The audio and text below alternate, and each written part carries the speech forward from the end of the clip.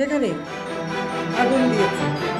আগামী 15 আগস্ট জাতীয় শোক দিবস পালনের জন্য দেশবাসীর প্রতি আহ্বান জানিয়েছেন আওয়ামী লীগ সভানেত্রী শেখ হাসিনা।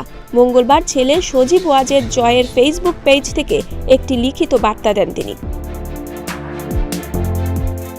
এই বার্তায় সাবেক প্রধানমন্ত্রী জুলাই মাস থেকে আন্দোলন ঘিরে নাশকতা, অগ্নিসন্ত্রাস ও সহিংসতায় প্রাণহানিতে শোক জানিয়েছেন।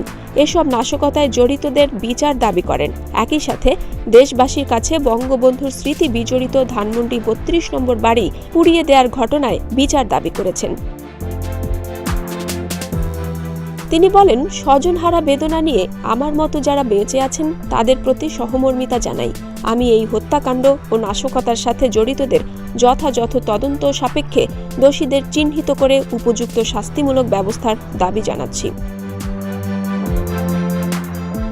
দেশবাসীর উদ্দেশ্যে শেখ হাসিনা বলেন, 1975 সালের 15 আগস্ট ধানমন্ডি বঙ্গবন্ধু ভবনে যে নারকীয় হত্যার ঘটনা ঘটেছিল সেই স্মৃতি বহনকারী বাড়িটি তারা দুই বোন বাংলার মানুষকে উৎসর্গ করেছিলেন। গড়ে তোলা হয়েছিল স্মৃতি জাদুঘর। দেশের সাধারণ মানুষ থেকে শুরু করে দেশ বিদেশের গণ্যমান্য ব্যক্তিবর্গ এই বাড়িতে এসেছিলেন। তা ধূলিসাৎ হয়ে গেছে, পুড়িয়ে ছাই করে দেওয়া হয়েছে। এতে জাতির পিতার বঙ্গবন্ধু শেখ মুজিবুর রহমানের প্রতি চরম অবমাননা করা হয়েছে। সেই সাথে অবমাননা করা হয়েছে লাখো শহীদের রক্তের প্রতি। এর জন্য দেশবাসীর কাছে বিচার চান শেখ হাসিনা। তিনি যথাযথ মর্যাদার সাথে ভাবগম্ভীর পরিবেশে জাতীয় শোক দিবস 15 আগস্ট পালন করার আহ্বান জানান।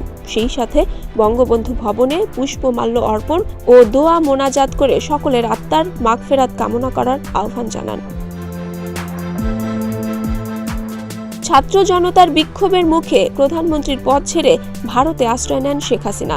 এরপর থেকে গণমাধ্যম ও সামাজিক যোগাযোগ মাধ্যমে ছেলে জয় ও মেয়ে সাইমা ওয়াজেদ পুতুল কথা বললেও শেখ হাসিনার পক্ষ থেকে আনুষ্ঠানিক কোনো বক্তব্য পাওয়া যায়নি। এর আগে ভারতীয় গণমাধ্যম দ্য প্রিন্টে প্রতিবেদন প্রকাশ করে, যেখানে দাবি করা হয় যে শেখ হাসিনা ক্ষমতাচ্যুত হওয়ার পর প্রথমবারের মতো কথা বলেছেন। তবে জয় বিষয়টি অস্বীকার করেন। এরপর মঙ্গলবার জয় নিজেই তার ফেসবুক অ্যাকাউন্ট থেকে শোক দিবস পালনের আহ্বান সম্বলিত শেখ হাসিনার বার্তা পোস্ট করেছেন। সে অনুযায়ী পদত্যাগের পর এটি শেখ হাসিনার প্রথম কোনো বার্তা। ডেস্ক রিপোর্ট, প্রতিদিনের বাংলাদেশ।